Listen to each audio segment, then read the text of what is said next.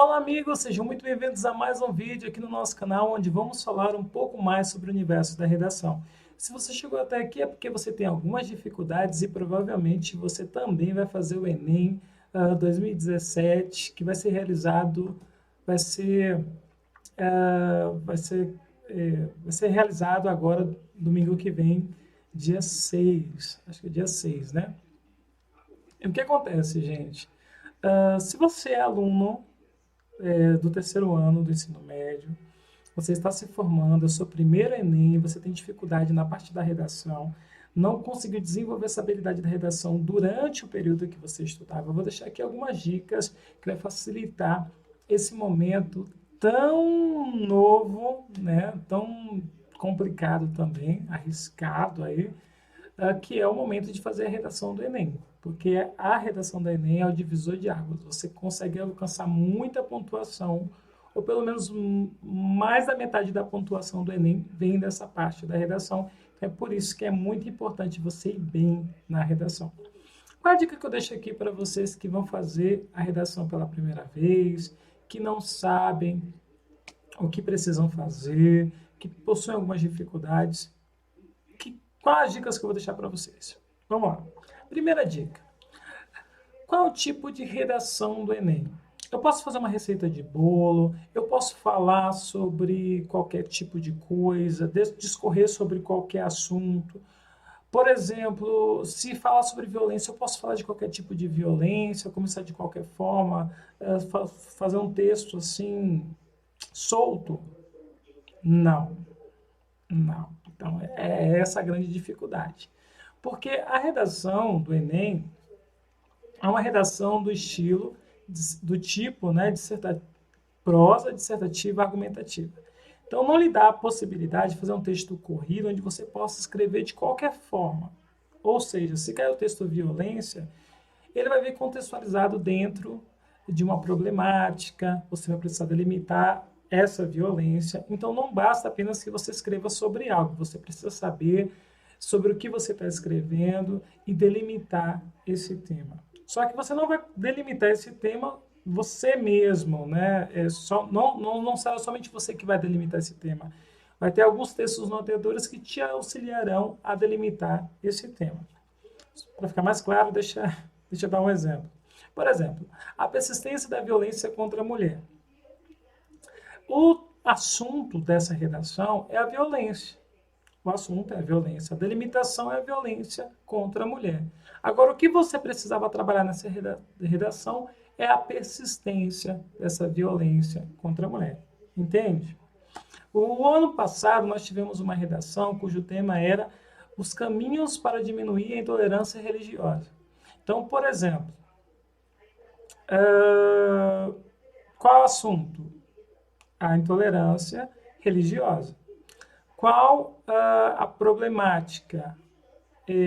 Essa não estava ali visivelmente, mas sabe-se que a intolerância religiosa cresce no nosso país, ou pelo menos ela é persistente. Então, nós precisamos, ao delimitar esse tema, perceber o que a banca do Enem quer que a gente faça. E o que ela queria é que você mostrasse os caminhos para diminuir a intolerância religiosa. Quando fala diminuir, mostra que é grande a intolerância religiosa. Entende? Então, quando você pegar o texto da sua redação, tente delimitar esse tema, ou pelo menos tente delimitar sobre o que desse assunto você precisa falar. Como eu disse para vocês, se a violência...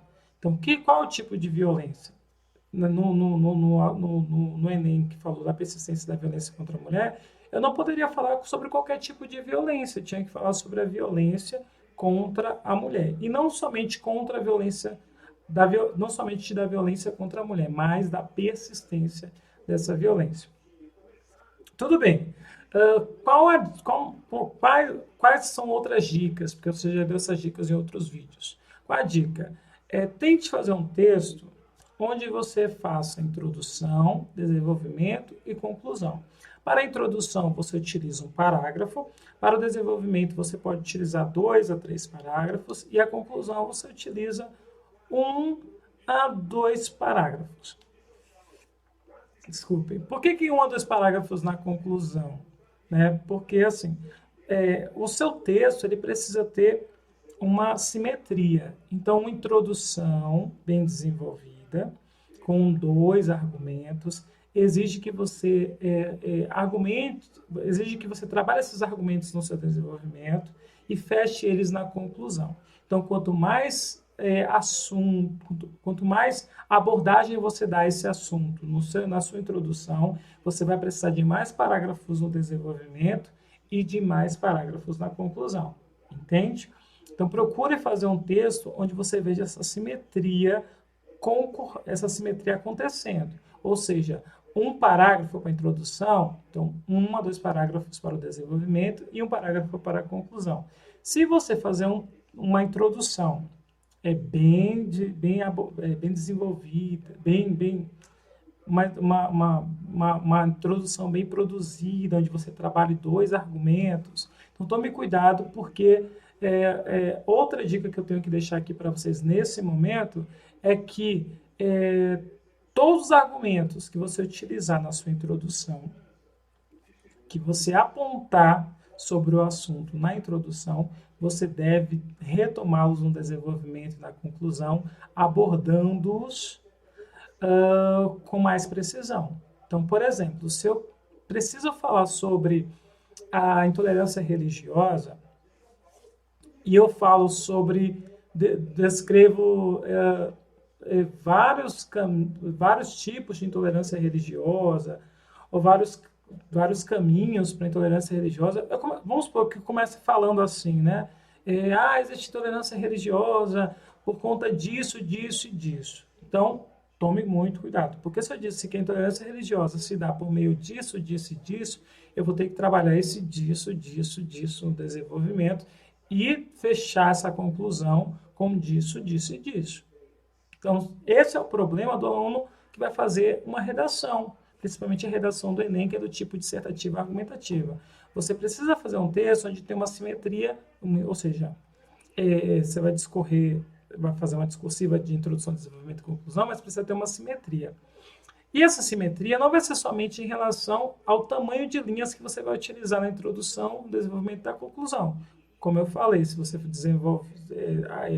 argumenta muito na introdução, você vai ter que argumentar muito no desenvolvimento e muito na conclusão. Isso vai se dar, você vai perceber que isso vai se dar também a depender do ponto de argumentos do número de argumentos que você utilizar. Então, se você utilizar 1 a 2 argumentos na introdução, você vai ter que retomá-los no desenvolvimento e retomá-los na conclusão. Então, por exemplo, se eu falo que a intolerância religiosa se dá por A, B e C, eu preciso retomar esses pontos em A, B e C. Se eu não vou desenvolver algum argumento que eu coloquei na minha introdução, no meu rascunho, eu preciso tirar. Muitos alunos foram despontuados porque quando a gente vai falar de um tema que envolve governo, gestão, aí tem pessoas que colocam lá, um exemplo, né, nos anos anteriores, Dilma. Qual a necessidade de você delimitar o governo? Né, o governo Dilma. Você vai falar de alguma...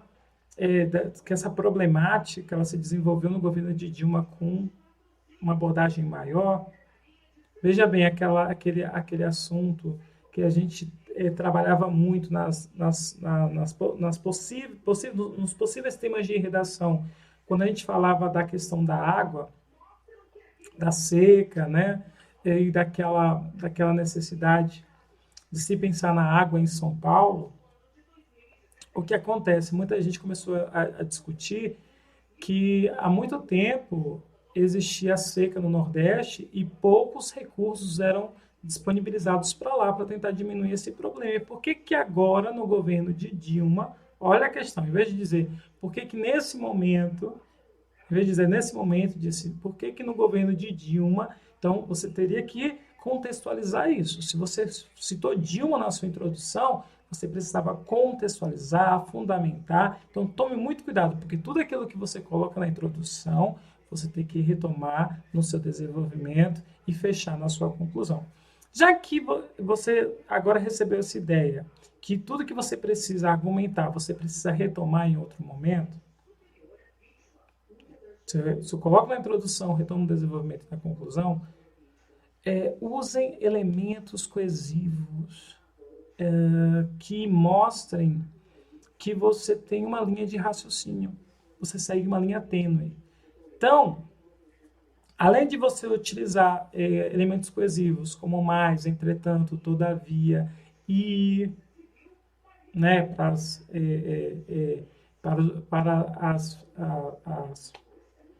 as orações aditivas, né, quando você usa duas orações, o que acontece?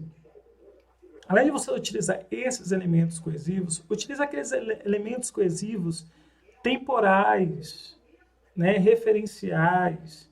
Procure fazer pesquisa sobre isso, porque assim, tem, pessoa, tem pessoas que começam a escrever um texto e ele, não, ele se preocupa com a conectividade do assunto em si. Então, por exemplo, tem gente que começa a falar sobre as drogas, por exemplo, e fala: ah, as drogas é um problema que acontece há muito tempo, há muitos anos, e afeta isso, e porque disso, e porque daquilo, mas não existe uma certa conexão entre os elementos, entre esses argumentos no texto. O texto, para ele ter essa propriedade de texto, ele precisa ser informativo, ele precisa passar uma informação que vai criar uma certa comunicação com o leitor, e ele precisa ser um emaranhado de informações. Então, essas informações precisam, já que é uma emaranhada de informações, elas não podem estar soltas, senão vai dar para a gente um problema na redação, que é a fuga do tema. Então, essas informações dentro do seu texto, elas precisam estar interligadas, conectadas. E os elementos coesivos, eles vão dar essa conectividade no seu texto.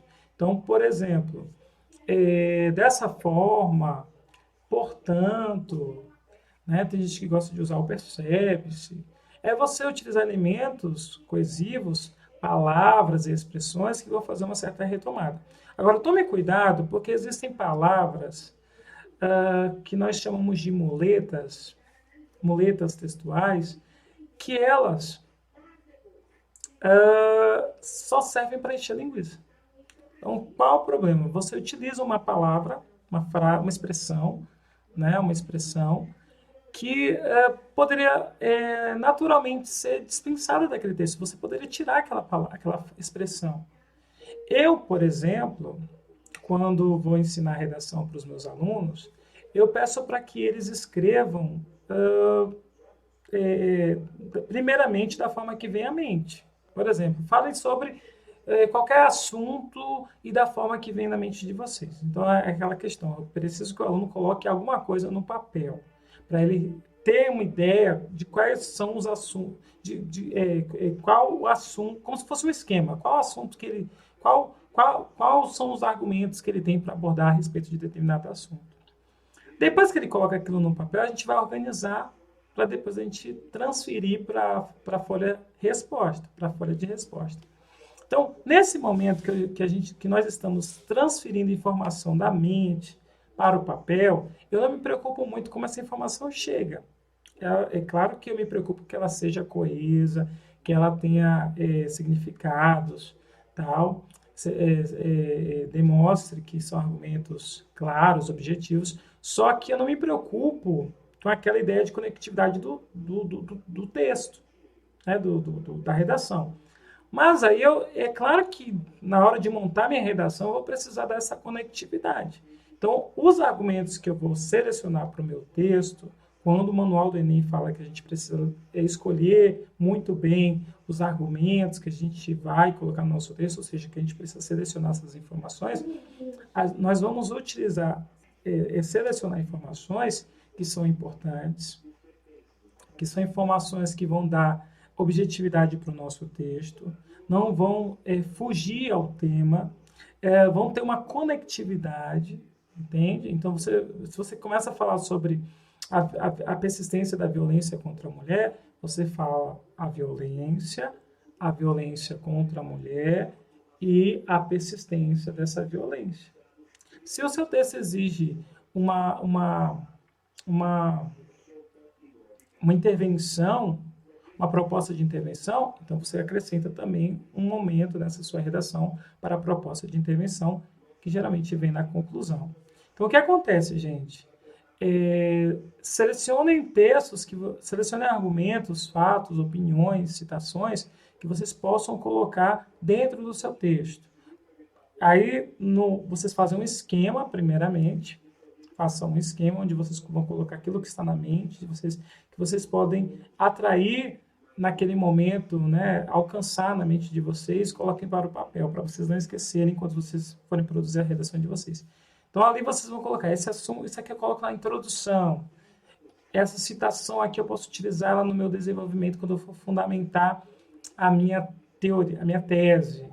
E isso aqui eu posso colocar na conclusão. E você vai ali criando essas possibilidades e vai, claro, colocar os elementos coesivos para formar essa conectividade no seu texto. Ok? Não coloquem mais de 3 argumentos na introdução de vocês. Porque como o texto do Enem tem uma margem de 30 linhas, como se assim, tem um número de linhas e essa numeração parece que é 30, o que acontece? Se você fugir muito dessa simetria de 5, 10 e 5, ou seja, se você fizer uma introdução uma redação muito fundamentada, com 2, 3 argumentos, você vai ter que retomar esses argumentos no desenvolvimento. Vai ficar muito complicado para você conseguir pensar coerentemente para poder organizar essas informações, para não ficar uma coisa meio assimétrica, né? Então, por exemplo, fazer uma introdução grande, um argumento, sabe, com poucas linhas. Aí imagine aquele problema de você acabar correndo risco de ser objetivo demais. E aproveitando que eu estou aqui nesse assunto, não coloquem título na redação de vocês. Porque se vocês forem objetivos demais e o texto de vocês gerar dúvidas ou curiosidades no leitor, o que acontece? O leitor é o que vai corrigir sua redação. Você vai ser despontuado porque colocou o título na sua redação. Então, tudo que você coloca ali, aquelas linhas ali, elas também servem para pontuar ou despontuar o candidato. Então, se você não consegue ser objetivo dentro daquelas 30 linhas, você pode ser despontuado. Se você usa 15 linhas para fazer a sua redação e você não consegue alcançar a objetividade, trabalhar todo aquele conteúdo, aquele assunto dentro da redação, então você também pode ser despontuado. Imagine aí, você tem 30 linhas para poder desenvolver um tema, uma delimitação desse tema, um conteúdo, levantar argumentos, citações, fatos, opiniões, e aí você simplesmente não quer se dar esse luxo de escrever muito. Você escreve pouco, acha que a sua objetividade é o que importa, e você não se preocupa se a quantidade de informação que você colocou naquele papel e da forma que você colocou, você atendeu a necessidade do seu leitor. Lembre que o texto é feito para ser lido. Então, a pessoa que vai receber o seu texto precisa perceber essa linha de raciocínio, precisa ver a introdução, o desenvolvimento, a conclusão, essa conectividade de informações, né? Seu texto não pode ter fuga do tema, então um determinado argumento dentro do seu assunto não pode estar desligado das outras informações, né? E é isso, né? Se o seu texto exige também uma proposta de redação, uma proposta de intervenção, precisa ser uma proposta boa, lógica, e é uma dica que eu deixo aqui para vocês: fundamentem a proposta de intervenção de vocês. Nada de colocar assim, o governo precisa fazer isso. Quem? Qual instituto? Qual órgão? Qual setor?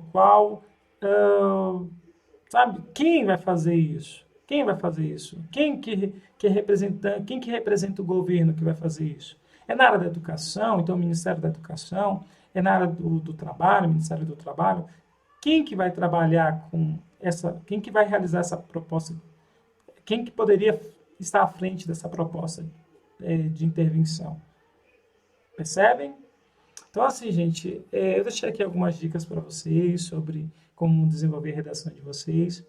Utilizem algumas dessas dicas na redação de vocês. Se vocês não conseguirem usarem todas, usem uma ou outra. Eu sei que o texto, eu dei várias dicas aqui, não segui, tentei seguir uma linha de raciocínio boa, mas claro que eu me perdi um pouco, porque eu não pensei em fazer esse vídeo para vocês, eu fiz assim porque algumas pessoas me pediram algumas dicas de redação, então esse vídeo saiu assim em cima da hora. Mas, da mesma forma que eu consegui, mais ou menos, né, conseguir atingir o objetivo de poder passar para você dicas de redação e não fugir dessas dicas, seguir uma linha de raciocínio. Quando eu começava um novo argumento, eu tentava relacionar ele com o anterior, assim tem que ser na redação de vocês também. A introdução precisa criar caminhos para o desenvolvimento, que precisa estar conectado à introdução e também criar um gancho para a conclusão e ali fechar com chave de ouro.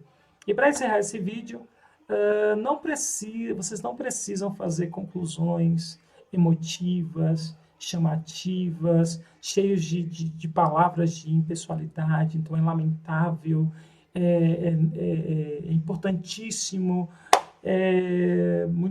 sabe? Aquelas palavras que mostram a emoção do escritor, que trazem a redação para a subjetividade. O texto de vocês não pode ser subjetivo. Os textos de vocês precisam ter essa marca que é a impessoalidade. É escrito em terceira pessoa, então não pode ser seu. É seu, mas não pode ter a sua cara, o seu jeito, suas marcas, seus registros. E tomem cuidado também para não colocar em registros da oralidade, sabe? O texto escrito é diferente do texto falado. Então, tomem cuidado, porque tem muitas pessoas que falam bem, se expressam bem, né? Vamos supor assim, tem um dom de se comunicar, mas não tem na oralidade registros da escrita. Por exemplo, eu encontro muitos professores que falam dessa forma, entretanto, todavia, que são palavras, elementos coesivos que a gente usa muito aonde? No texto escrito. Então, assim, se você fala com muitos registros da escrita e você vai fazer um texto, produzir um texto escrito e você consegue colocar esse registro na sua redação, beleza. Agora, se você traz marcas, registros, faz um registro na sua redação, da sua oralidade, isso complica. Então, tome muito cuidado com as expressões e as construções que vocês forem fazer na redação de vocês, que trazem marcas da oralidade. O texto escrito é diferente do texto oral. Se preocupem com a regência, se preocupem com a organização do texto, das orações, se preocupem em fazer parágrafos não muito longos, se preocupem com a pontuação, com as vírgulas, com as crases, se preocupem com a acentuação, se preocupem em não cometer os mesmos erros duas vezes. Se vocês erraram uma palavra, uma frase, façam um risco sem borrar muito a redação de vocês, porque eu já vi pessoas que fizeram redações que tiveram dificuldade, precisaram marcar uma parte porque escreveram e se arrependeram, né? Podemos falar assim, se arrependeram do que escreveram, acharam que não estava coerente, que não estava legal, fizeram aquele traço e mesmo assim não foram muito despontuados, não se prejudicaram na redação. Claro que você é despontuado, você perde ponto por não escrever uma redação da forma correta, de uma forma clara, objetiva, concisa. O redator, né, imagina, você teve uma folha de redação de rascunho. Por que você vai fazer uma redação? Por que você vai fazer, né, uma redação toda borrada, toda cheia de rabiscos, né? Eles querem uma coisa legível, bonita, agradável, esteticamente agradável. Então, tome muito cuidado com isso, tá bom? Então, deixo essas dicas para vocês. Prometo vir aqui em outros momentos, falar de futuras redações. Mas é isso. Para o Enem de 2007, acho que essas dicas são legais. Se vocês colocarem em prática algumas dessas orientações, a redação de vocês vai receber uma nota maior. Se você não receber um ponto na competência 1, você ganha na 2, ou na 3, ou na 4, ou na 5. Ou, se Deus permitir, vocês recebem essas pontuações nas 5. Tá ok? Então, 200, 200, 200, 200. Tá ok? Um beijo e abraço para vocês. Fui!